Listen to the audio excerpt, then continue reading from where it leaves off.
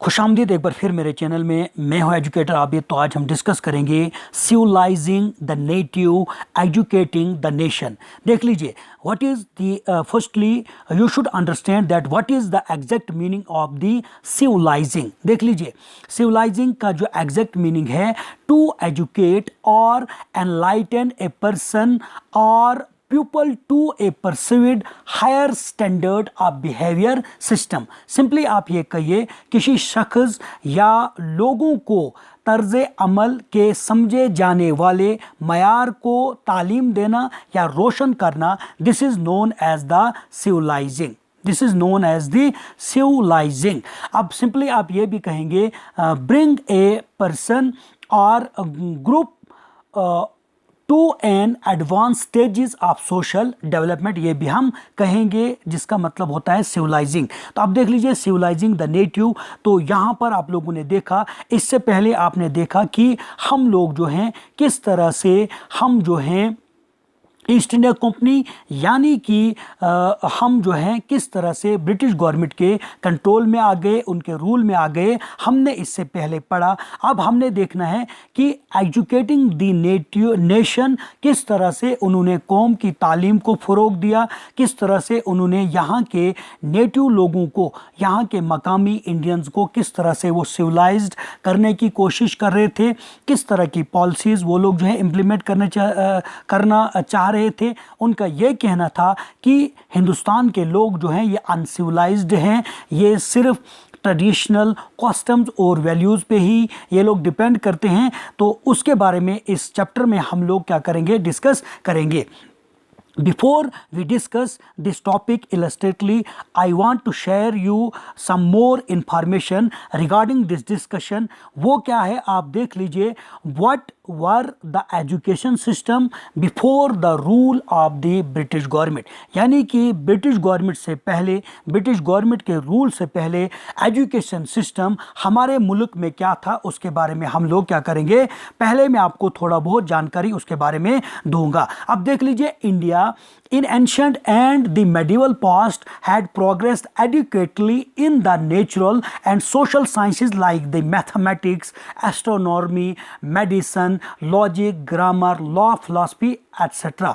Unfortunately, experimental studies and empirical sciences had not achieved this level of progress. Traditional knowledge among Hindus was regarded as an integrated totality in which knowledge of Sanskrit language was a precondition and was imparted mostly to Brahmin children or to those of other upper caste. The Padshalas were mostly attached with the temples. ये थी कि हिंदू जो बरादरी थी, Hindus को जो लोग belong करते थे, उन लोग की मतलब एजुकेशन सिस्टम क्या था, उनका नॉलेज कहाँ तक महदूद था, वो कौन कौन लोग जो थे एजुकेशन को हासिल करते थे, और उन्होंने मंदिर के साथ अटैच करे थे पाठशालाज, जहाँ पे वो जो है मैथमेटिक्स की तालीम देते थे, जहाँ पर जो थे एस्ट्रोनॉमी, मेडिसिन, लॉजिक, ग्रामर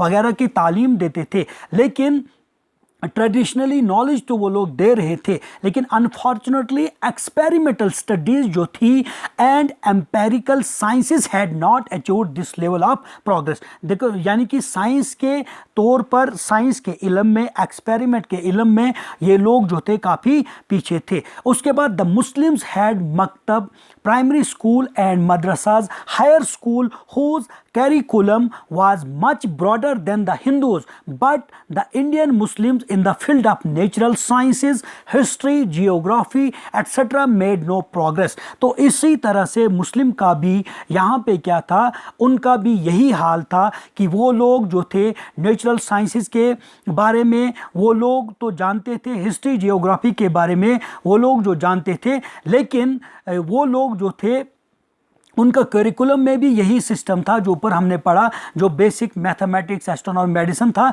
लेकिन वो लोग जो थे इन the field of natural sciences, history और जियोग्राफी में उनका भी किसी तरह का प्रोग्रेस नहीं था, वो इस इल्म के बारे में नहीं जानते थे। The knowledge of Indians had become completely stereotype, यानी कि स्टीरियोटाइप का इल्म था यहाँ के इंडियंस के लोगों को। द 18th century इंडिया सा politically chaos and intellectual decline. People went through a tumultuous phase and thus did not make any progress in any field whatsoever with the establishment of the rule. अब देख लीजिए, हम discuss ही कर रहे हैं civilizing the native.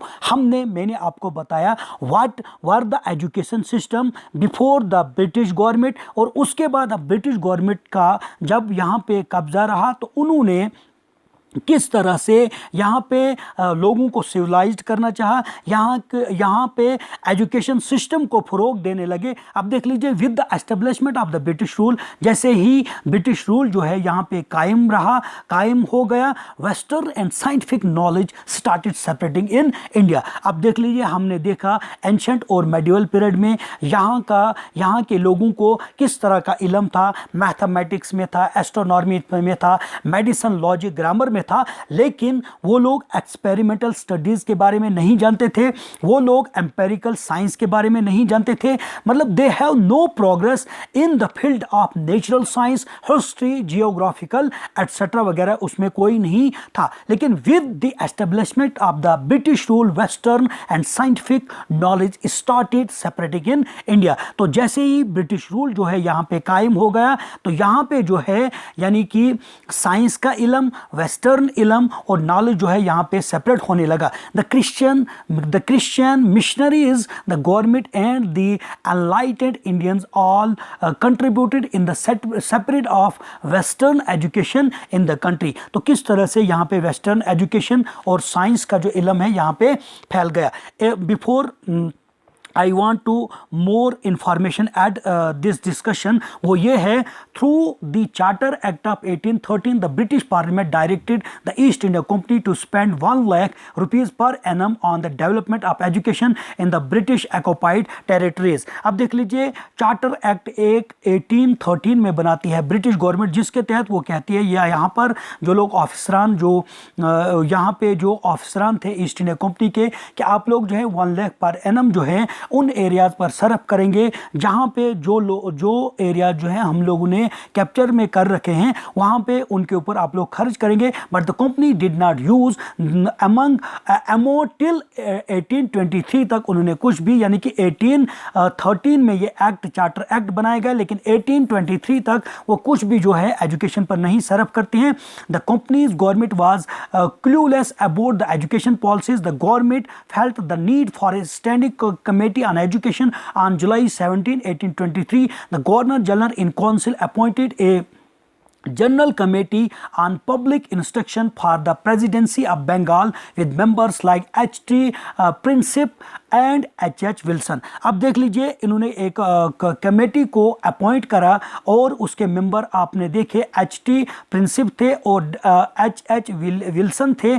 अब इन्होंने 2 group में ये कमेटी थी, दो तरह के उनके इंटेंशंस थे, किस कौन से इनिशिएटिव वो लोग लेना चाहते थे।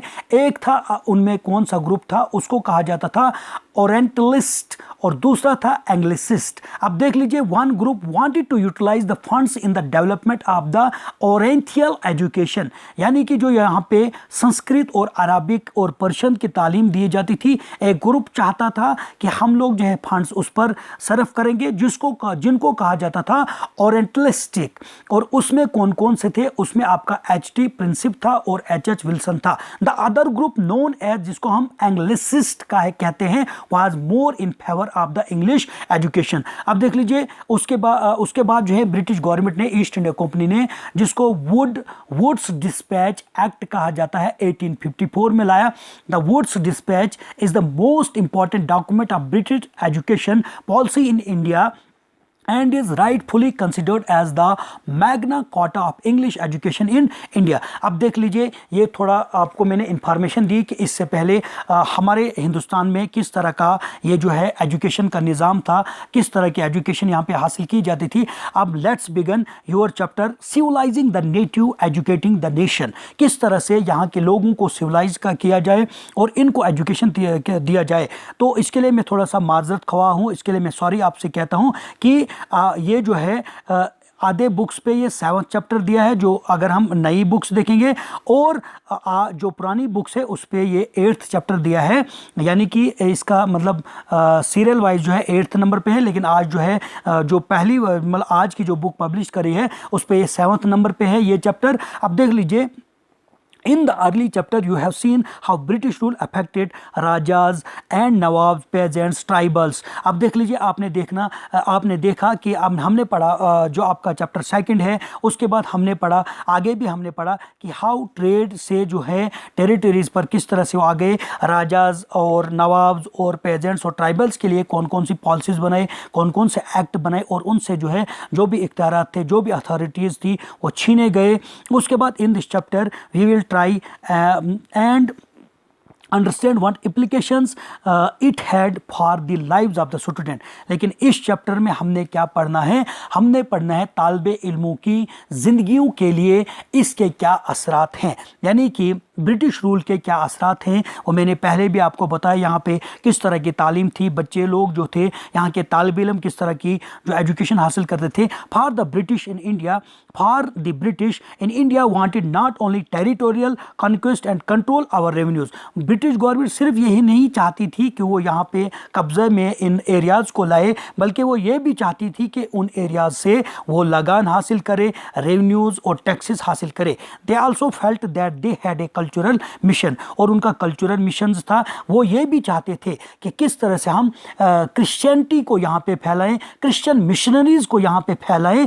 और उसके अलावा आप देख लीजिए, they also felt that they had a cultural mission, they had to civilise the natives, और यहाँ के लोगों को किस तरह से सिविलाइज करा जाए, यानी कि bring a person to an advance stages of the social development. उनका ये कहना था यहाँ के लोग जो हैं यहीं के पुराने रस्म व रवाजों पे ही ये लोग जो हैं डिपेंड हैं, इनको हम किस तरह से मॉडर्न दौर की तरफ ले जाएं, मॉडर्न पीरियड की तरफ इनको ले जाएं, change their customs and values, और उनकी रस्म और रवाजों को किस तरह से चेंज करें, तब्दील करें। What changes were to be introduce, कौन सी चेंजेस, कौन सी तब्दीलियां जो हैं वो लोग जो थे इसको शामिल करना चाहते थे। How are Indians to be educated, किस तरह से इंडियंस को, यहाँ के नेटिव्स को पढ़ाया जाए, civilise and made into what the British believed were good subjects, और किन किन मजमूनों में इनको आगे बढ़ाना है, यानी कि यहाँ की रियाया को, यहाँ के स्टूडेंट्स को किस तरह से सिविलाइज्ड जो है नए नए मजमूनों पर, नए नए सब्जेक्ट्स के तहत जो है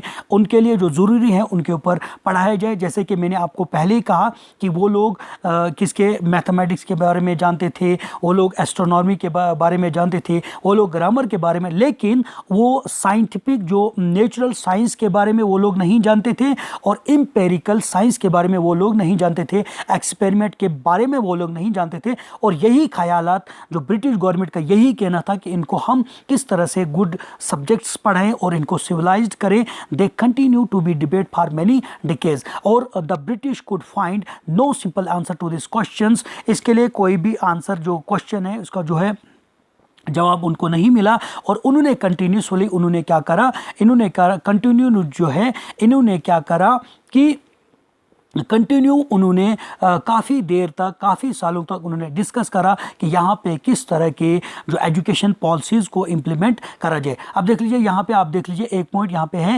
लैंग्विस्टिक। लैंग्विस्टिक क्या होता है? Someone who knows and studies several languages, और simply you can say linguistic is that person who is the master of several languages. अब देख लीजिए how the British saw education. अब ब्रिटिश गवर्नमेंट जो थी किस तरह से बरतानिया तालीम को, हिंदुस्तान के तालीम के बारे में सोचती थी, उनके विचार क्या थे, किस तरह की पॉलिसीज या किस तरह से वो लोग देखते थे British government. Let us look at what the British thought. British government क्या सोचती थी एंड उन्होंने क्या किया और किस तरह से उनके आइडियाज़ जो थे एजुकेशन के related that we now take for granted evolved in the last 200 years. तो लास्ट 200 ईयर्स में किस तरह से उन्होंने यहाँ की एजुकेशन पॉलिसीज़ को इवॉल्वेट करा। उसके बाद in the process of this inquiry we will also see how Indians reacted to the British ideas, और ब्रिटिश आइडियाज़ को यहाँ के लोगों ने, यहाँ के पढ़े हुए लोगों ने किस तरह से उसको रिएक्ट करा, and how they developed their own views about how Indians were to be educated. अब देख लीजिए, एक साइड क्या था, ब्रिटिश गवर्नमेंट की जो एजुकेशन पॉलिसी थी वो किस तरह से यहाँ के लोगों को या इंडियंस को पढ़ाना चाहते थे, और यहाँ के जो इंटेलेक्चुअल पर्सनैलिटीज़ थी, यहाँ के जो यानी कि यहाँ के मतलब जो ख्याली लोग थे, इंटेलेक्चुअल लोग जो थे, या फ्रीडम फाइटर कहिए, या जो एजुकेटेड पीपल थे, वो किस तरह से हिंदुस्तानी को पढ़ाना चाहते थे। अब देख लीजिए, the tradition of orientalism, the tradition of orientalism, इश्तराक का अजाफा, यानी कि मशरकी तहजीब का अजाफा हिंदुस्तान में कैसे हो गया। मशरकी तहजीब यानी कि वेस्टर्न की कल्चर का हमारे यहाँ पे किस तरह से यहाँ पर असर पड़ा, यहाँ के मशरकी तहजीब का यहाँ पे किस तरह से इजाफा हुआ, उसके बारे में हम लोग पढ़ेंगे। इन 1783 में एक पर्सन जिसका नाम क्या था, विलियम जोन्स था, जो कालीकट में पहुँचता है और उसको अपॉइंट करा जाता है जूनियर एज ए जूनियर जज सुप्रीम कोर्ट में, और वो उसको कंपनी ने ही सेटअप करा था। इसके अलावा वो आदमी जो था वो तो कानून का तो वो एक्सपर्ट था ही, कानून के बारे में तो वो बहुत कुछ जानता था, कानून का वो एक्सपर्ट के अलावा वो जो था जॉन जो था वो बहुत ही लैंग्विस्टिक था, who has also the master of several languages, he has studied Greek Latin at Oxford, उसने ग्रीक और लैटिन को ऑक्सफोर्ड में पढ़ा था। उसके अलावा फ्रेंच और इंग्लिश भी जानता था। उसके अलावा वो अरबिक अपने फ्रेंड्स से जो हिंदुस्तान के थे उसको उसने पिक्ड करा था। उसके अलावा वो पर्शियन भी उसने सीखा था, और कलकत्ता में उसने शुरू करा बहुत सारा जो वक़्त जो था, बहुत सारे घंटे जो था वो पंडित्स के साथ, जो पंडित्स यहाँ के थे उनके साथ मतलब वो बिताता था। With pandits who taught him the subtleties of Sanskrit languages के बारे में वो बारीकी से उनके बारे में डिस्कस करते थे। उसके अलावा ग्रामर के बारे में and poetry. Soon he was studying ancient Indian text and law, philosophy, religion, politics, morality, arithmetic, medicine and other sciences. क्योंकि जॉन्स मिल जो था who has become the master of several languages, what he did not know, जो भी वो नहीं जानता था उसके बारे में यहाँ के जो लोग अरबिक जानते थे उनको उनके पास वो पढ़ने लगा अरबिक और संस्कृत, पर्शियन, पंडित्स के बाद और जो सब्जेक्ट उसके जिनके बारे में वो नहीं जानता था, जो एंशिएंट में यहाँ पे पढ़े जाते थे, उनके बारे में भी वो रिसर्च और पढ़ने लगा। Jones discovered that his interest were shared by many British officer living in Calcutta at the time. और जॉन्स ने डिस्कवर करा और उसकी ये दिलचस्पी थी, मैं इसको शेयर करूंगा जो भी हमारे ऑफिसरान हैं ब्रिटिश गवर्नमेंट के कलकत्ता में, उनके साथ ये इल्म में जो है शेयर करूंगा। English man like Henry Thomas, Colebrooke and the Nathaniel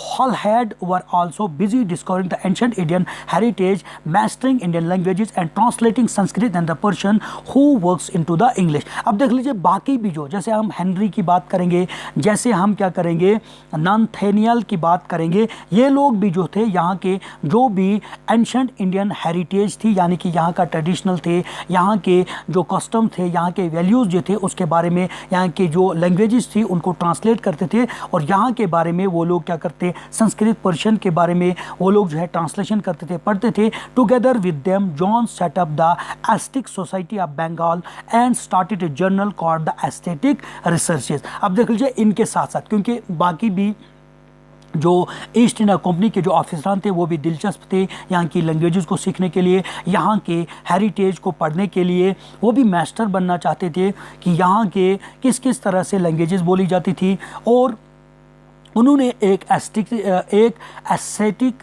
society को वजूद में लाया और उस एस्थेटिक जो सोसाइटी थी उसके जो है एक जर्नल में उन्होंने जो है पब्लिश करा और एज ए रिसर्च सोसाइटी उसका नाम दिया। Jones and Colebrooke came to represent a particular attitude towards the Indian. और जॉन और कॉली ब्रोक जो थे, इनका दोनों का जो एटीट्यूड जो था हिंदुस्तान के लिए, हिंदुस्तान के लोगों के लिए वो सेम था। दे shared a deep respect for ancient cultures. वो यहाँ का एंशंट कल्चर जो था उसका जो था काफ़ी एहतराम करते थे, both Indian and the western के साथ। वेस्टर्न का कल्चर जो भी है, वेस्टर्न की जो भी तहजीब है, सिविलाइज है और हिंदुस्तान की है, ये बोथ के साथ क्या करते थे, रिस्पेक्ट करते थे। Indian civilisation they felt had attained its glory in the ancient past but had subsequently declined। अब इंडियन की जो सिविलाइजेशन थी उनका ये कहना था कि ये पास्ट में क्या कहते हैं, एंशंट पास्ट में ये काफ़ी ऊपर थी, काफ़ी इसका उरूज था, लेकिन आहिस्ता आहिस्ता सब्सिक्वेंटली जो है ये जो है बाद में ये जो है इसका डिक्लाइन हो गया, ये नीचे होती गई, इसकी अजमत जो है वो नीचे होती गई। उसके बाद देख ले, in order to understand India it was necessary to discover the sacred and the legal text that were produce in the ancient period. उसके अलावा वो क्या करते थे, वो समझना चाहते थे यहाँ के जो सेक्रेड बुक थे, जैसे रामायण की बात करेंगे, जैसे हम महाभारत की बात करेंगे, वेदास की बात करेंगे, यहाँ के कुरान की बात करेंगे, जो भी यहाँ पे मतलब सेक्रेड बुक्स थी उनके बारे में उन्होंने पढ़ा। For only those text could रिवेल the real ideas and लाज ऑफ हिंदूज एंड मुस्लिम। और उसी के तहत वहाँ से उनको ये पता चलता, वहाँ से वो लोग बावर हो जाते, वहाँ से वो लोग जो थे उस बात के बारे में इल्म हासिल कर सकते थे कि हिंदूज़ और मुस्लिम के कौन से रूल्स और लाज जो हैं, उनकी रिलीजियस जो बुक है उनसे उन्होंने समझे हैं, और उन्हीं को वो लोग क्या करेंगे, only a new study of this text could form the basic of future development in India. उन्हीं को देख करके वो लोग जो हैं यहाँ पे हिंदुस्तान में जो हैं कानून व कायदे बनाएंगे। और उसके बाद so John and Colebrooke went about discovering ancient text, understanding their meaning, translating them and making their findings known to others. और उसके बाद उन्होंने इन्हीं चीज़ों के बारे में, यहाँ पे किस तरह का लिटरेचर था उसके बारे में वो लोग जो है एंशिएंट टेक्स्ट के बारे में पढ़ने लगे, उसको ट्रांसलेट करने लगे, ताकि वो उसी तरह से जो है making their findings now to others, दूसरों के लिए बना सके। This project they believed would not only help the Britisher को ही ये हेल्प नहीं करेगा from Indian culture, but it would also help Indians rediscover their own heritage and understand the lost glories of their past. और ये Indians को भी जो है उनको जो है डिस्कवर करेगा, यानी कि जो पुराना जो कुछ भी उन्होंने वो भूल चुके हैं उसको रीडिस्कवर करेगा, उनकी हेरिटेज को, उनके कल्चर को, उनको ट्रेडिशन को, उनके क्या कहते हैं कस्टम्स को, और ये पास्ट जो उनका है किस तरह से वो फिर एक दफ़ा जो है वो उरूज पे आ जाएगा। In this process the British would become the guardians of Indian culture as well as its master. तो इसी तरह से ब्रिटिशर क्या बन गए, यहाँ के जो कल्चर है, तहजीब व तमद्दन है, सिविलाइजेशन के वो लोग मास्टर बन गए और वो यहाँ के रखवाले बन गए, यहाँ के कल्चर, तहजीब व तमद्दन के। Influenced by such ideas, many company officials argued that the British ought to promote Indians rather than Western learning। तो बाकी जो कंपनी के जो ऑफिसरान थे उन्होंने इस चीज़ को अमल में लाया, और उनका भी यही कहना था कि वेस्टर्न लर्निंग को, यानी कि इस तरह के ख्यालात से मुतासिर बहुत से कंपनी के एहलकार वहाँ मौजूद हैं जो अंग्रेज़ों ने मगरबी सीखने के बजाय हिंदुस्तान को फ़रोग देने का सोचा था, यानी कि फ़रोग देने का, वो यहाँ की लर्निंग के, यहाँ पे कस्टम्स पे टेक्स्ट जो भी पुरानी है पास्ट में है उसी के ऊपर वो लोग जो थे वो लोग भी उसी चीज़ को फ़रोग दे रहे थे। They felt that the institution should be set up to encourage the study of ancient Indian texts and teach Sanskrit and Persian literature and poetry। और उनका यही कि वो भी इसी बात को जो कदीम ज़माने की, यानी कि एंशंट इंडिया की जो भी टेक्स्ट यहाँ पे लिटरेचर मौजूद था, संस्कृत में था, पर्शियन में था, पोइट्री में था, उसी के वो लोग जो थे उसी की चीज़ की वो लोग हौसला अफजाई करते थे।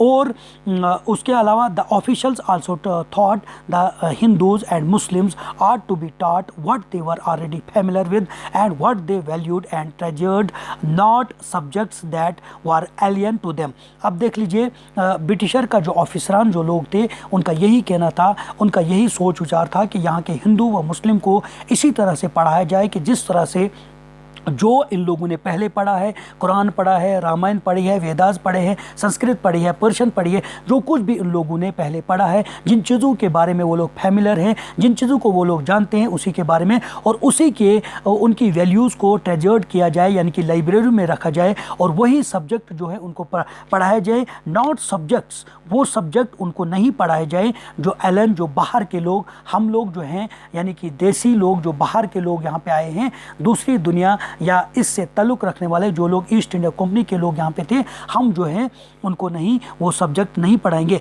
Only then they believed could the British hope to win a place in the hearts of the natives. तो इसी तरह से वो लोग, उनका ये यकीन था, इसी की वजह से जो है हम लोग, उनका यकीन था कि हम जो है उनके दिलों को जीतेंगे, और ये इसी उम्मीद पर वो खड़े थे कि यहाँ के लोगों के दिल हम किस तरह जीतें और यहाँ के लोगों पे हम किस तरह से गुल मिल जाएं और पूरी अच्छी तरह से यहाँ पे कंट्रोल में लाएं। Only then they could the alien rulers expected to be respect by their subjects. तो किस तरह से only then could the alien rulers, जो एलियन रूलर्स जो थे, जो ईस्ट इंडिया कंपनी के जो रूलर्स थे, ऑफरेंस थे, उनकी वो किस तरह से एस्पेक्ट के तौर पर रिस्पेक्ट करें और इन्हीं सब्जेक्ट को वो लोग पढ़ाएं। उसके बाद with this object in view a madrasas was set up in the Calcutta in 1781 to promote the study of Arabic, Persian and Islamic. तो उसी तरह से, यानी कि जिस तरह से उन्होंने चाहा, जो हिंदूज का जो टैक्स था, एंशंट इंडिया का जो टैक्स था, उनको पढ़ाने के साथ साथ उन्होंने उसी के अपोजिट में उन्होंने क्या करा, जो मदरसास थे, मदरसास में जो चीज़ें पढ़ाई जाती थी, अरबिक, पर्शियन और इस्लामिक लाज पढ़ाए जाते थे, उन्होंने कलकत्ता में 1781 में जो है वहाँ पे जो है मदरसा खोला। And the Hindu college were established in Banaras, और हिंदू कॉलेज को जो है 1791 में बनारस में खोला गया to encourage the study of ancient Sanskrit text that would useful for the administration of the country. और वहाँ पे संस्कृत पढ़ाई जाने के लिए जो यहाँ के इंतज़ामिया और यहाँ का जो नज़म व ज़ब्त है उसके लिए काफ़ी फ़ायदेमंद रहेगा। अब यहाँ पे आप देख लीजिए मदरसाज क्या होते थे, an Arabic word for a place of learning any type of the school और दी कॉलेजेस होता है। अब देख लीजिए यहाँ पे आगे अगर आप देखेंगे, यहाँ पे देख लीजिए, यहाँ पे कुछ तस्वीरें दी गई हैं और यहाँ पे कुछ जो है डेफिनेशन पहले मैं एक्सप्लेन करूँगा। Not all official share these views, तमाम ऑफिसरान जो थे वो पूरी तौर पर जो थे वो शेयर नहीं करते थे, मतलब उसके अलावा many were very strong in their criticism of the orientalists. तो ओरिएंटलिस्ट्स मैंने आपको बताया वो ग्रुप था ब्रिटिश ईस्ट इंडिया कंपनी का, जो ओरिएंटलिस्ट क्या था, जो यहाँ की लैंग्वेज को, यहाँ के कल्चर को, यहाँ के कस्टम को, यहाँ के अरबिक लैंग्वेज को, संस्कृत को, अरबिक को, पर्शियन को जो थे फ़रोग दे रहे थे, उनको क्या कहते थे, ओरिएंटलिस्ट कहते थे। और जो बाकी जो अफसरान थे वो इस ओरिएंटलिस्ट ग्रुप को वो लोग क्या क्रिटिसाइज़ करते थे। अब देख लीजिए ओरिएंटलिस्ट क्या होता है, those with A scholarly knowledge of the language and culture of Asia, यानी कि एशिया में जैसे यहाँ पे हिंदुस्तान की अगर हम बात करेंगे, पर्शियन को जानते थे लोग जो थे क्या कहते हैं, अरबिक को जानते थे लोग, जो थे संस्कृत को जानते थे। तो ये एक ग्रुप किन का था, मैंने आपको पहले ही बताया, जो हमारा चार्टर एक्ट ऑफ 1813 था उसमें जो थे दो ग्रुप थे, एक था आपके पास ओरिएंटलिस्ट और दूसरा था आपका एंग्लिसिस्ट। तो दूसरा जो पहला वाला जो था जिसको हम कहते हैं ओरिएंटलिस्ट, तो जो था वो क्या करता था, यहाँ के मकामी लोगों की भाषाओं को फ़रोग देता था। उसके अलावा मुंशीज़ थे, Munshi a person who can read write and teach person. और वर्नाकुलर क्या था, a term generally used to refer to a local languages or the dialect as distinct from what is seen as the standard languages in colonial countries like the Indian. The British use the term to mark the difference between the local languages of the everyday use and English, the language of the imperial master, जो बाहर से साम्राज्य से वो यहाँ पे ठोसी गई थी। अब देख लीजिए यहाँ पे क्या है, grave errors of the East. अब देख लीजिए ग्रेव एरर्स ऑफ ईस्ट क्या था, मशरिक की संगीनियाँ गलतियाँ, मतलब मशरिक वालों की, ईस्ट इंडिया कंपनी की क्या क्या गलतियाँ थी। From the early 19th century many British official began to criticise the orientalist vision of learning. तो आगाज़ में यानी कि जो हमारी 18वीं सदी का जो दरमियानी जो मतलब क्या कहते हैं दौर था, उसमें जो है ब्रिटिश ऑफिसर काफ़ी क्रिटिसाइज़ करते थे। जो लोग यहाँ के मकामी भाषाओं को, यहाँ के विजन्स ऑफ लर्निंग जो मकामी था, यहाँ के नेटिव्स को संस्कृत, पर्शियन और अरबिक पढ़ाना चाहते थे, they said that knowledge of East was full of errors. तो उनका ये था कि नॉलेज ऑफ उन लोगों का, कुछ ऑफिसरान का, ईस्ट इंडिया कंपनी का ये कहना था कि ये जो नॉलेज हम इनको दे रहे हैं, यानी कि east was full of errors, east का जो नॉलेज है वो बिल्कुल गलतियों से भरा हुआ है एंड अनसाइंटिफिक थॉट है। Eastern literature was not serious and light hearted, so they argued that it was wrong on the part of the British to spend so much effort in encouraging the study of Arabic and Sanskrit language and the literature. लेकिन उनका ये कहना था कि हमारा जो knowledge है, they said that the knowledge of East was full of errors, यानी कि हमारा नॉलेज जो है, ईस्ट नॉलेज जो फुल गलतियों से भरा है और अनसाइंटिफिक है। इसीलिए जो है यहाँ के हम लोग, यहाँ के लोगों को हम लोग उनको आर्गूमेंट कर रहे हैं, जो part of the British spend कर रही है, ज़्यादातर कोशिश कर रही है यहाँ के लोगों को अरबिक पढ़ाने में, संस्कृत लैंग्वेज और यहाँ के लिटरेचर को पढ़ाने में। उनका ये ख्याल था, उनको कुछ ऑफिसर को ये लगा कि हम लोग जो है मशरिक़ की संगीन गलतियाँ जो थी यहाँ के लोगों को, वो उसके ऊपर वो क्रिटिसाइज करते थे। James mill was one of those who attached the orientalist.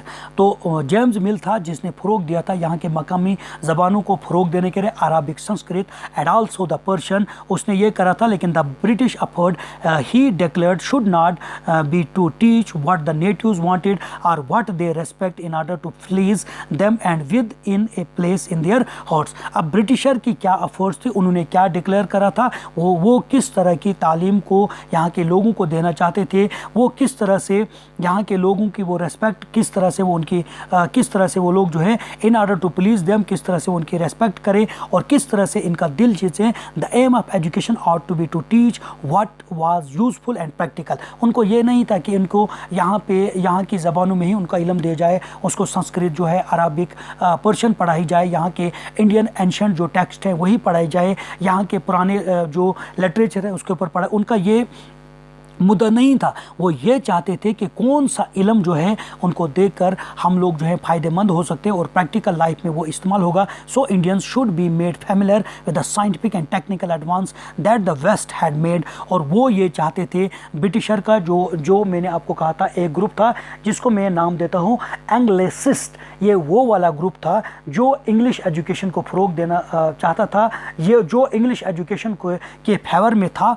और वो ये चाहते थे कि हम उनको क्या क्या दे देंगे, कौन सा इल्म देंगे, साइंटिफिक देंगे और टेक्नोलॉजिकल एडवांसमेंट देंगे, rather than with the poetry and secret literature of the Orient. लेकिन उनका ये नज़रिया था, जो यहाँ के कुतुब खानों में जो बुक्स ऑलरेडी पड़ी हुए हैं, यानी कि यहाँ पे जो अरबिक, संस्कृत और यहाँ वगैरह वगैरह जो है रिलीजियस बुक्स पढ़ाई जाती थी, तो उनको हम लोग नहीं पढ़ाएंगे, बल्कि हम लोग क्या करेंगे, उनके बजाय हम लोग जो है साइंटिफिक और टेक्निकल एडवांसमेंट का इल्म उनको देंगे। By the 1830s the attack on the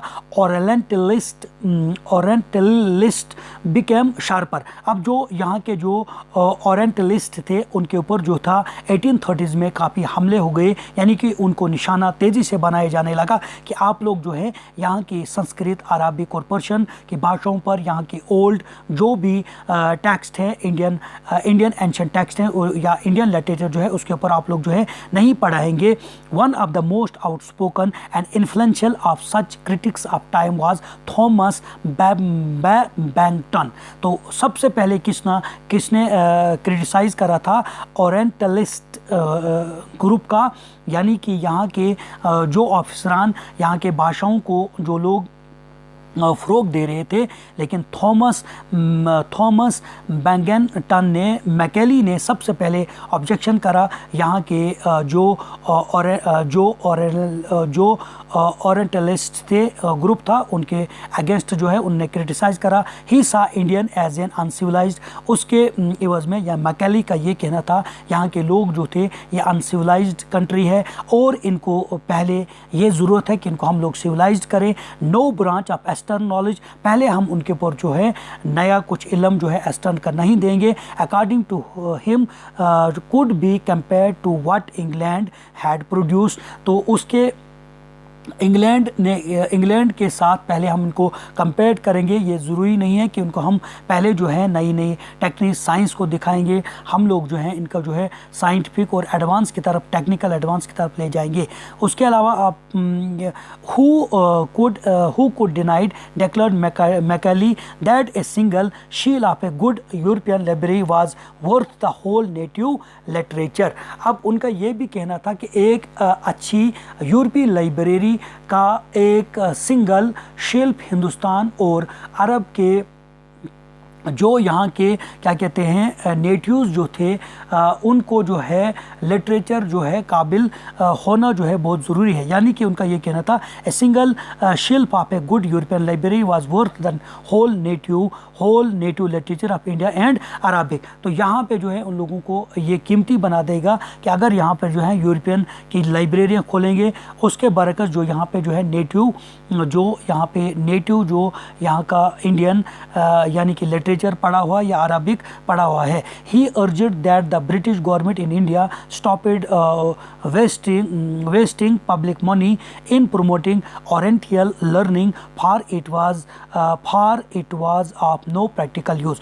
अब उन्होंने ब्रिटिश गवर्नमेंट ने ये जोर दिया कि ये पैसा जो है ये पैसा हम ज़ाया नहीं करेंगे। यहाँ के जो ओरिएंटल लर्निंग है यानी कि यहाँ की संस्कृत है, अराबिक है, पर्शियन है, यानी कि यहाँ पे मकामी जो टेक्स्ट पाया जाता है हिंदुस्तान में, उसके ऊपर हम जो है वेस्ट मनी नहीं करेंगे, ज़ाया पैसा नहीं करेंगे, क्योंकि इसका जो है प्रैक्टिकल लाइफ में किसी तरह का यूज़ नहीं होगा और इस तरह की एजुकेशन को, ओरिएंटल एजुकेशन को हम प्रमोट नहीं करेंगे। With great energy and patience, बड़ी मतलब बहुत ही ताकत और सब्र के साथ Macaulay emphasised the need to teach the English language. तो मैकेली ने इस चीज़ पर जोर दिया कि हम इनको जो है, हम किस बात पर उसने जोर दिया कि हम इनको जो है इंग्लिश पढ़ाएंगे, इंग्लिश सब्जेक्ट जो है इनको पढ़ाएंगे। He felt that knowledge of English would allow Indians to read some of the finest literature the world had produce. और उसका ये कहना था कि जब ये इंग्लिश नॉलेज हासिल करेंगे, उसके तहत जो है हिंदुस्तानी जो है ये बाकी जो भी लिटरेचर वर्ल्ड का फाइनेस्ट जो लिटरेचर है उसको ये लोग पढ़ेंगे जो प्रोड्यूस करा है पूरी दुनिया ने। It would make them aware of the development in the western science and philosophy. और ये इनको जो है अवेयर करेगा, बाखबर कराएगा जो डेवलपमेंट वेस्टर्न कंट्रीज़ में साइंस की वजह से और फिलासफी की वजह से हुई है। Teaching of English could thus be a way of civilising people. तो इंग्लिश यहाँ के लोगों को पढ़ाना ही जो है इनको सिविलाइज्ड की तरफ, इनको सिविलाइजिंग पीपल कहा जाएगा, यानी कि पढ़े हुए लोग और सिविलाइज्ड पीपल कहा जाएगा जब ये लोग इंग्लिश का इल्म हासिल करेंगे। चेंजिंग देयर टेस्ट, और इनके टेस्ट को चेंज किया जाएगा, वैल्यूज़ और कल्चर को, यानी कि यहाँ के ट्रेडिशन को, कल्चर को, यहाँ के कस्टम्स को, वैल्यूज़ को जो है वो चेंज किया जाएगा। ओनली बिकॉज ऑफ द, जब इनको हम लोग जो है इंग्लिश एजुकेशन देंगे, ये मैकेली का कहना था। और following Macaulay minute the English education act of 1835 was introduce. और 1835 में इंग्लिश एजुकेशन एक्ट जो है वो उसको जो है यहाँ पे जो है क्या किया मतलब यहाँ पे जो है उसको इम्प्लीमेंट कराया गया। The decision was to make English the medium of instruction for higher education. और ये जो है decision was to make English the medium of instruction for higher education के लिए इंग्लिश को इम्प्लीमेंट करा जाए। And to stop the promotion of oriental institution like the Calcutta madrasa and Banaras. देखो ये भी इन्हीं लोगों ने खोले थे बनारस, क्योंकि पहले वो यहाँ के लोगों के दिलों को जीतना चाहते थे, यहाँ के लोगों के ऊपर राज कर मदरसाज खोले और बनारस में संस्कृत कॉलेज खोला। लेकिन आहिस्ता आहिस्ता उन्होंने कहा कि हम इन चीज़ों को, जो ओरिएंटल मकामी भाषाओं को, यहाँ की पर्शियन को, यहाँ के संस्कृत को, यहाँ के अरबिक लैंग्वेज को, जो अदारे जो है प्रमोट कर रहे हैं उनको हम क्लोज करेंगे। This institution were seen as temple of darkness. इनको कहा जाता था ये टेम्पल ऑफ डार्कनेस है, यानी कि अंधेरे के ये टेम्पल हैं, that are falling of themself into the decaying. तो ये पीछे की तरफ धकेल रहे हैं इस तरह का इल्म। English text books now began to be produce for school. अब इंग्लिश टेक्स्ट बुक जो है स्कूलों में दी जाने लगे। अब देख लीजिए education for commerce. Education for commerce किस तरह से यहाँ के कॉमर्स की तालीम दी गई। इन 1854 the court of directors of the East India Company in London sent an educational despatch to the governor general in India. अब देख लीजिए 1854 में, जिसको मैंने आपको कहा था वुड डिस्पैच, एक जो है वुड डिस्पैच क्या था, ये एक पॉलिसी बनाई थी एजुकेशन के लिए।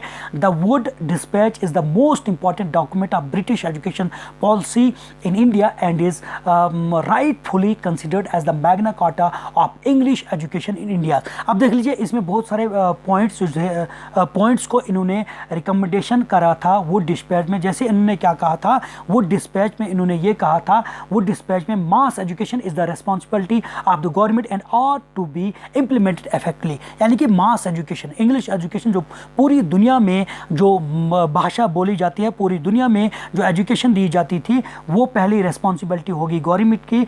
Attention should be given for wider extension of the education both English and the vernacular, और मकामी तौर पर जो भी मकामी भाषाएं हैं और जो इंग्लिश है इसके, तो इस चीज़ को जो है उनको बढ़ाना होगा। उसके अलावा ए separate department of education in every Indian province should be created. Universities must be established in the presidency towns of Calcutta, Madras and Mumbai on the pattern of London university. इस तरह के अदारे यहाँ पे खोले जाए, यूनिवर्सिटीज़ खोली जाएँ। These universities had to only conduct the examination for testing the knowledge of students who were taught elsewhere.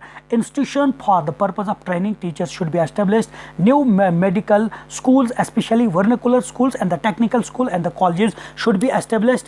उसके अलावा ये मैं कर रहा हूँ बात, किसकी बात कर रहा हूँ मैं, वुड डिस्पैच जिसको कहा जाता है, जिसको डिस्पैच कहा जाता है, यानी कि वुड डिस्पैच जो आपको यहाँ पे उसके बारे में पढ़ा, उसमें क्या क्या जो चीज़ें लिखी गई थी। उसके अलावा a system of granting aid to privately run school and college should be introduced. Female education should be encouraged.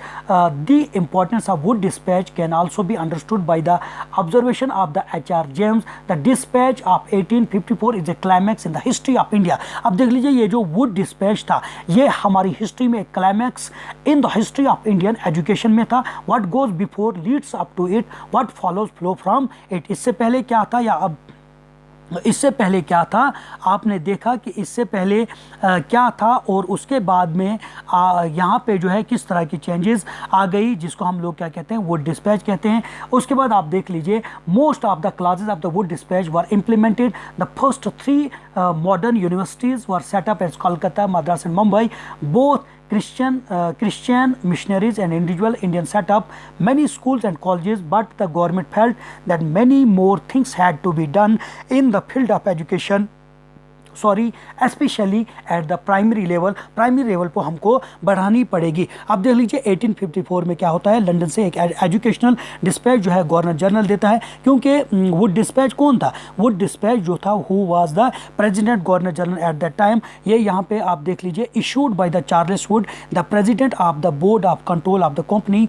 It had come to be known as the Wood despatch, इसको वुड डिस्पैच कहा जाता था। Outlining the educational policy that was to be followed in India. It emphasized once again the practical benefit of the system of European learning as opposed to the Oriental knowledge. Oriental क्या था यहाँ पे, क्योंकि उन्हीं लोगों ने oriental knowledge जो था यहाँ पे दिया था, यानी कि यहाँ के जो भी इंडियन एंशिएंट टेक्स्ट है उनको फ़रोग दिया गया। यहाँ के संस्कृत, अरबिक, पर्शियन लैंग्वेज को उन्होंने मदरसाज खोले गए, यहाँ पे जो है क्या कहते हैं कॉलेजेस खोले गए जिनमें ये तालीम। लेकिन वुड डिस्पैच के बाद totally it was the climax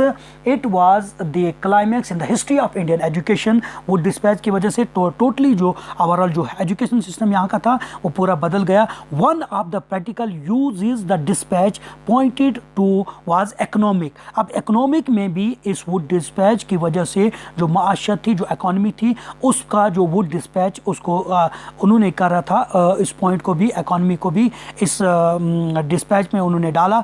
European learning it said would enable Indian to recognise the advantages that flow from the expansion of the trade and commerce and make them see the importance of developing the resourcing of the countries. अब उनको economy का इल्म देने से यही वो लोग पहचानेंगे कि किस तरह से हमारा यहाँ का ट्रेड सिस्टम जो है वो एक्सपेंशन हो रहा है, यहाँ के कॉमर्स बढ़ रहा है, यहाँ का जो माशत है वो बढ़ रही है, और उनको लगेगा पता यहाँ पे रिसोर्सेज जो है इनको डेवलप करना क्यों ज़रूरी है।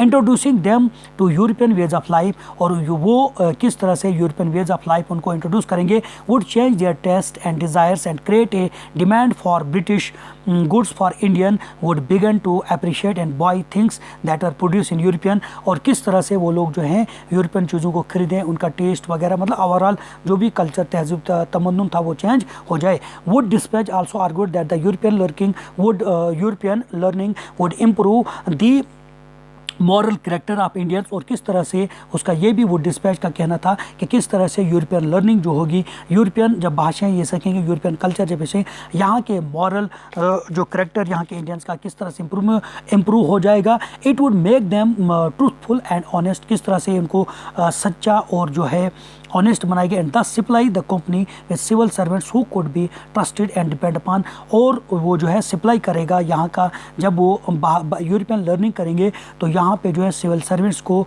वो लोग जो है किस तरह से उनको सप्लाई करेंगे, यानी कि वो सिविल सर्वेंट बन जाएंगे और किस तरह से वो ट्रस्ट हो जाएंगे और डिपेंड ऑन देम वो करेंगे कौन, ईस्ट इंडिया कंपनी। जब यहाँ के सिविल सर्वेंट जब वो इंग्लिश सीखेंगे, इंग्लिश मतलब जो वेस्टर्न एजुकेशन वो हासिल करेंगे, किस तरह से वो ऑफिसरान बनेंगे, सिविल सर्वेंट बनेंगे, और ओवरऑल सिस्टम जो है वो ट्रस्टीज़ बनेंगे किनके, ईस्ट इंडिया कंपनी के। The literature of East was not only full of grave errors, जो लिटरेचर जो था ईस्ट का जो था वो पूरे संगीन तौर पर गलतियों से भरा हुआ था नहीं था, बल्कि it could also not instil in people a sense of duty and a commitment to work, nor could it develop the skill required for the administration. तो ये नहीं उनके लिए एक मतलब गलत नहीं था, बल्कि इसकी वजह से यहाँ के लोग जो हैं वो अपनी ड्यूटी को समझ जाएं और कमिटमेंट अपने वर्क में करें, और इसके अलावा वो स्किल का जो जिस भी तरह से यहाँ का इंतज़ामिया है एडमिनिस्ट्रेशन को संभाले।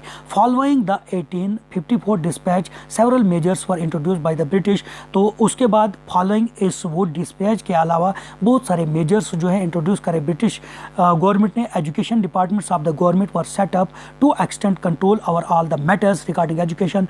एजुकेशन जो भी डिपार्टमेंट थे गवर्नमेंट ने उनको कंट्रोल में ला उसको पूरी तरह से करा। Set steps were taken to establish a system of university education in 1857 while the spies rose in revolt in Meerut and Delhi. Universities were being established in Calcutta, Madras and Mumbai. Attempts were also made to bring about changes within the system of the education system. देखो मैंने आपको पहले बता दिया था कि before the rule of the East India Company or the British government, what were the system of the education in our nation, what were the system of the India before the rule of the East India Company, वो मैंने आपको बताया यहाँ के लोगों को, यानी कि ओवरऑल बाकी तो नॉलेज था, लेकिन वो लोग जो था उनके ऊपर जो था वो लोग नहीं जानते थे एम्पेरिकल साइंस के बारे में, वो लोग एक्सपेरिमेंटल स्टडीज़ के बारे में नहीं जानते थे, यानी कि साइंस का इल्म नहीं था, बाकी सब कुछ था।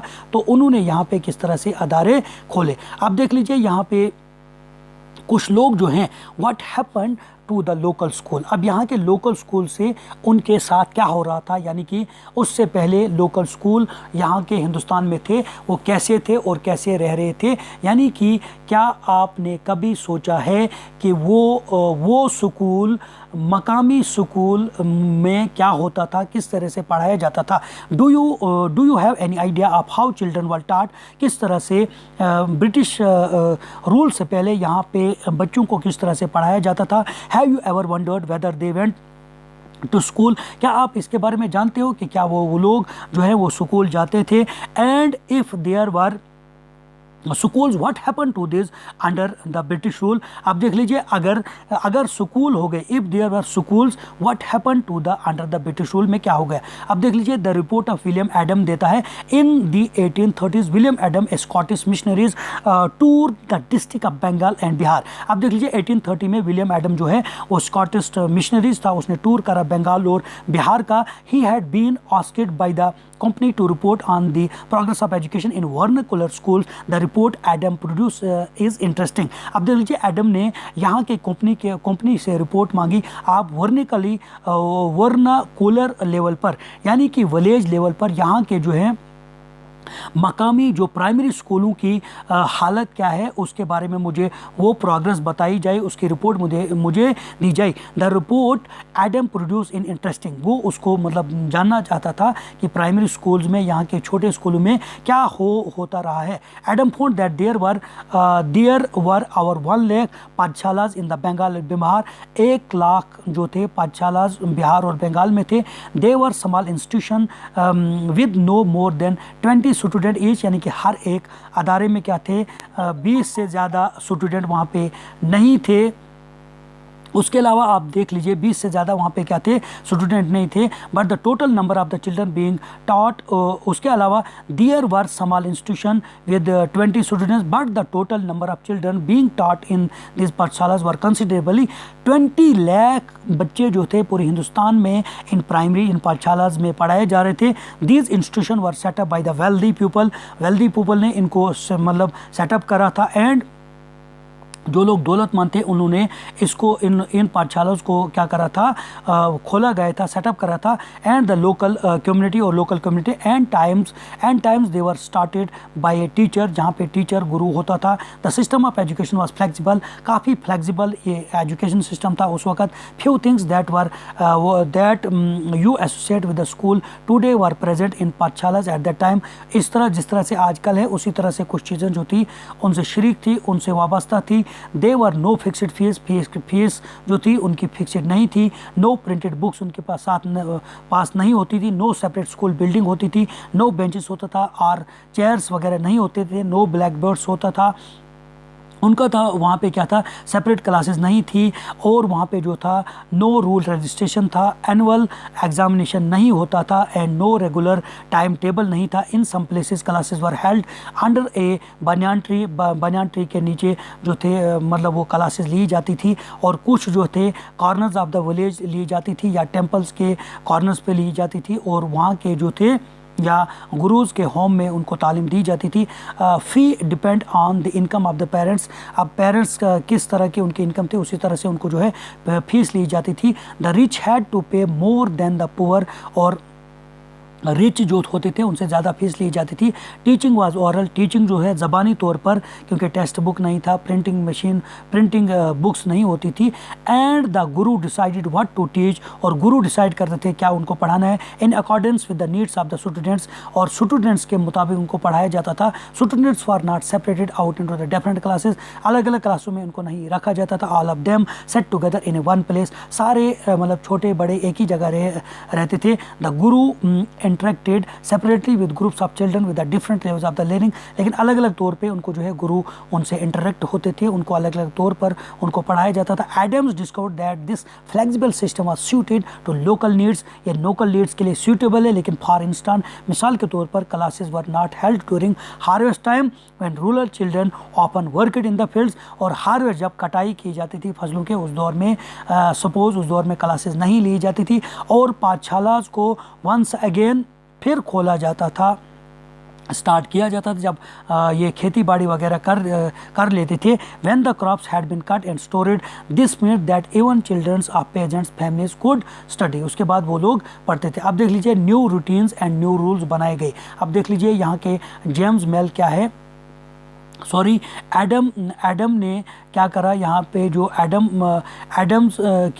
ने यहाँ के जो वर्निकुलर जो स्टडीज़ है, यहाँ के मकामी तौर पर जो स्टडीज़ है उसको किस तरह से फ़रोग दिया गया। न्यू रूटीन्स न्यू रूल्स उसने बनाए। अब देख लिया, अब एडम ने नए रूल बनाए up to the mid 19th century, यानी कि 19th सेंचुरी के दरमियान में the company was concerned primarily with the higher education, और प्राइमरी के साथ से प्राइमरी तौर पर वो जो हायर एजुकेशन पे कंसंट्रेट कर रही थी। So it allowed the local pathshalas to function without much interference. वो उस दौर में मिड 19th सेंचुरी में वो पाठशालाज में यहाँ पे मकामी वर्निकुलर तौर पर जो प्राइमरी स्कूल थे उनमें उतना इंटरफेयर नहीं करती। लेकिन after 1854 the company decided to improve the system of vernacular education, यहाँ के मकामी लोग, यानी कि प्राइमरी स्कूल जो है उनमें उन्होंने आफ्टर द 1854 वुड डिस्पैच के बाद उन्होंने डिसाइड करा कि इनके निज़ाम को जो है इम्प्रूवमेंट करना है.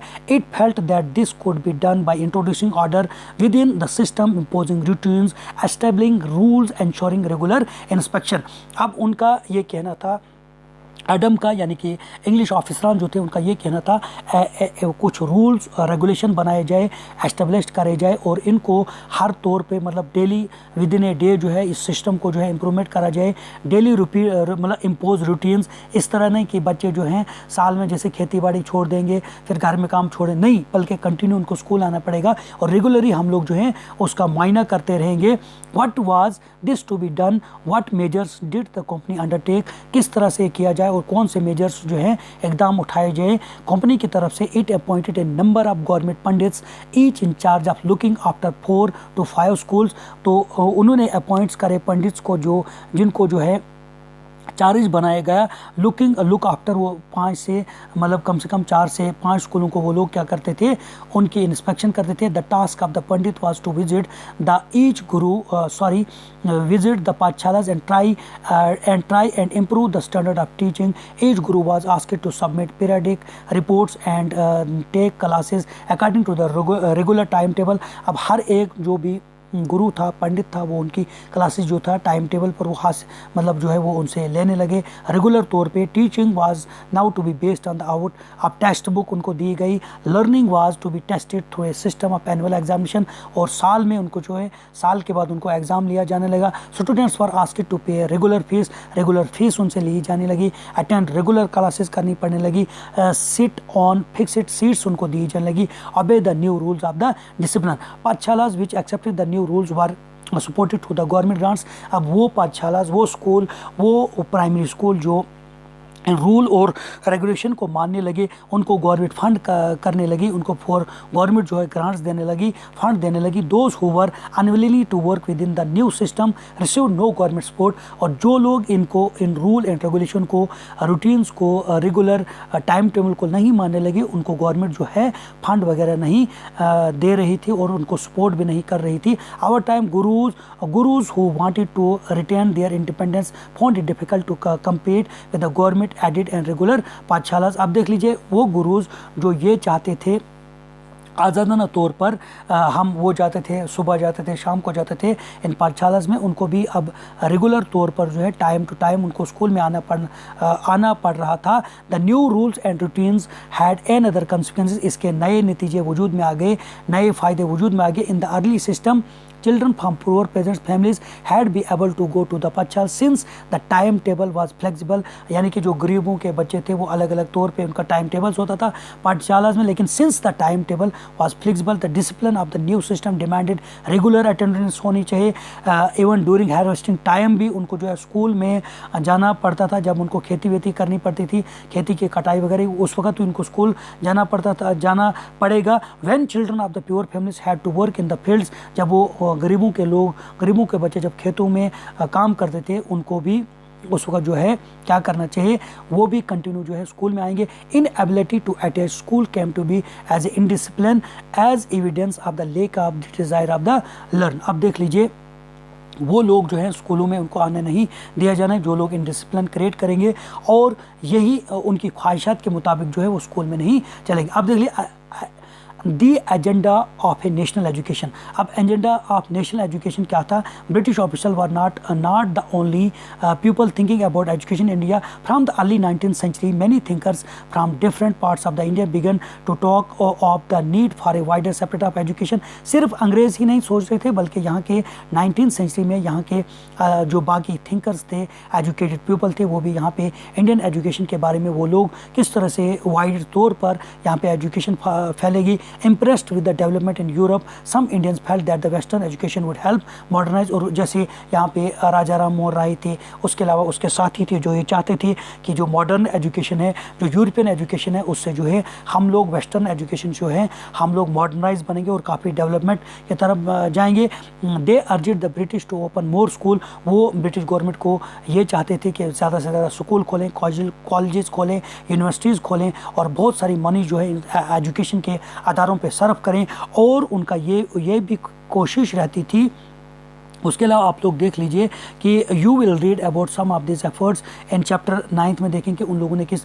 और उसके अलावा यहाँ पे आप देख लीजिए देयर वर अदर इंडियंस। उसके अलावा कुछ लोग ये चाहते थे कि वेस्टर्न, जैसे मैंने आपका राजा राम मोहन राय का नाम लिया, वो चाहते थे वेस्टर्न एजुकेशन होनी चाहिए। लेकिन महात्मा गांधी जी की अगर बात करेंगे, रविंद्रनाथ टैगोर की अगर हम बात करेंगे, वो लोग क्या कहते थे कि यहाँ पे वर टू सच इंडिविजुअल लेट्स, जो ये कहते थे कि उनका क्या कहना था विदेशी तालीम के बारे में, इंग्लिश एजुकेशन के बारे में। इंग्लिश एजुकेशन हैज़ एनस्लेव्ड अस। अब उनका ये कहना था इंग्लिश एजुकेशन जो है ये हमको क्या है, अंग्रेज़ी तालीम हमें गुलाम बना, अंग्रेज़ी तालीम ने हमें गुलाम बना दिया था, गुलाम बना दिया है। अब ये उनका ये कहना था कि इंग्लिश अगर हम हासिल करेंगे, हम लोग जो हैं ब्रिटिशर के गुलाम बनेंगे। अब देख लीजिए Mahatma Gandhi ji argued that the colonial education created sense of inferiority in the minds of the Indians. इससे जो है मतलब ऊंच नीच का फ़र्क, यानी कि कमतरी हमारी इंग्लिश एजुकेशन से हिंदुस्तानियों के माइंड्स में जो है कमतरी मानी जाएगी, क्योंकि वो लोग जो हैं वेस्टर्न एजुकेशन को सुपीरियर मानेंगे और यहाँ के कल्चर, तहजीब व तमद्दुन को वो लोग जो है डिस्ट्रॉय करेंगे। और उसके अलावा उनके लिए ये एजुकेशन जो थी इंग्लिश की जो थी एज ए पॉइजन बन जाएगी। और महात्मा गांधी जी का यही कहना था ये एक गुनाह है और हम लोग जो हैं इस भाषा से अंग्रेज़ों के पूरे तौर पर गुलाम बन जाएंगे। और यहाँ के कास्ट के जो एवल्स जो यहाँ के, यानी कि उसका ये कहना था ये इन पर एक जो है बड़े जादू की मतलब तरह जो है उनके ऊपर जो है हावी हो जाएगी इंग्लिश भाषा। और उसके अलावा आप देख लीजिए कि महात्मा गांधी जी का यही कहना था। आप देख लीजिए उसका ये वो इसके खिलाफ थे, किस भाषा के खिलाफ, यानी कि इंग्लिश यहाँ पे नहीं होनी चाहिए। Western education, Mahatma Gandhi ji said, focus on the reading and writing rather than overall knowledge, its values, text books rather than lived experience and practical knowledge. He argued that education ought to be developed a person mind and soul literacy simply learning to read and write।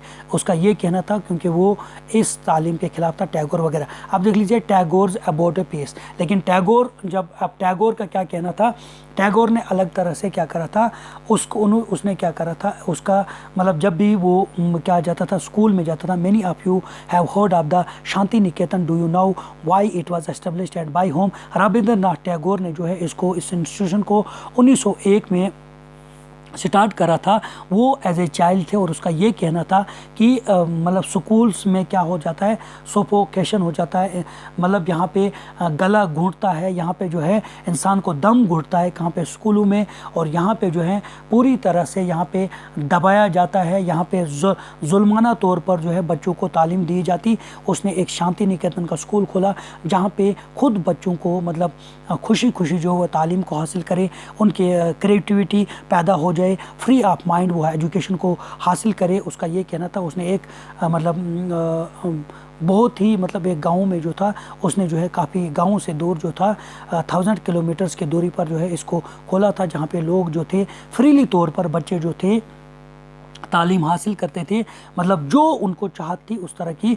और ये किसका कहना था, Tagore's about of peace, यानी कि अमन का टैगोर का ठिकाना कहाँ पे था, वो टैगोर का कहना था। उसके अलावा आप देख लीजिए, मतलब आपको यही देखना है। अब आगे अगर हम देखेंगे मैनी, अगर एंड हम कंक्लूजन इस टॉपिक के अगर हम करेंगे, many individual and the thinkers were thus thinking about the way a national education system could be fashioned. अब ये नेशनल एजुकेशन जो है ये एक तरह से एक फैशन बन गया है। Some wanted changes with in the system set up by the British. कुछ ये चाहते थे कि जो ब्रिटिश की जो निज़ाम तालीम के रिलेटेड उन्हें दिया है उसको हम चेंज करेंगे। And felt that the system could be extended so as to include wider section of the people. Other argued and alternative system be created so that people were educated in the culture, into a culture and was truly national. Who was to be defined, what was truly national क्या है, the debate about this national education ought to be continued till। अब देख लीजिए, simply मैं आपको यही कहूँगा कि हमने how many points we have discuss in this chapter, और मैंने पूरी तरह से कोशिश आपको करी कि what were the what were the system of the education before the East India Company, before the rule of the East India Company, क्या था ब्रिटिशर के रूल से पहले यहाँ का निज़ाम क्या था, how the education developed, the tradition of the orientalistic. उसके अलावा आपने देखा grave years of the East India Company. उसके अलावा हमने यही पढ़ा कि एजुकेशन फॉर कॉमर्स के लिए किस तरह से अंग्रेज़ों ने डेवलपमेंट करी। अब उसके बाद what happen to the local school के साथ लोकल में, और the report of the William Adam ने क्या कहा। उसके अलावा न्यू रूटीन्स, न्यू रूल्स बनाए गए, the agenda for the national education बनाए गए, इंग्लिश एजुकेशन हैज़ एनस्लेव्ड अस, और टैगोर्स के और महात्मा गांधी जी के क्या व्यूज़ थे रिलेटेड इस डिस्कशन के। So in the end I heartily request to please subscribe, like and subscribe this channel. Thank you very much.